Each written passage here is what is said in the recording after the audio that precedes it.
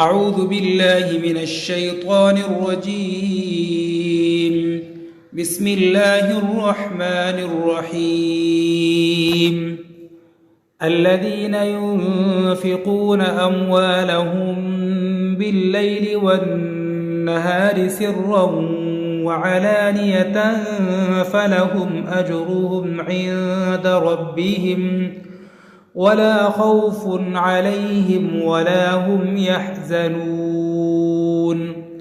الذين يأكلون الربا لا يقومون إلا كما يقوم الذي يتخبطه الشيطان من المس، ذلك بأنهم قالوا إنما البيع مثل الربا وأحل الله البيع وحرم الربا، فمن جاءه موعظة من ربه فانتهى فله ما سلف وأمره إلى الله، ومن عاد فأولئك أصحاب النار هم فيها خالدون.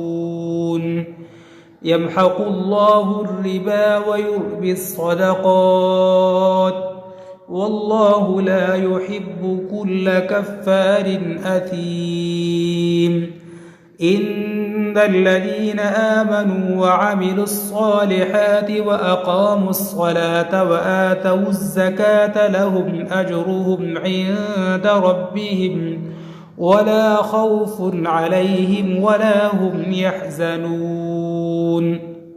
يا أيها الذين آمنوا اتقوا الله وذروا ما بقي من الربا إن كنتم مؤمنين، فإن لم تفعلوا فأذنوا بحرب من الله ورسوله، وإن تبتم فلكم رؤوس أموالكم لا تظلمون ولا تظلمون.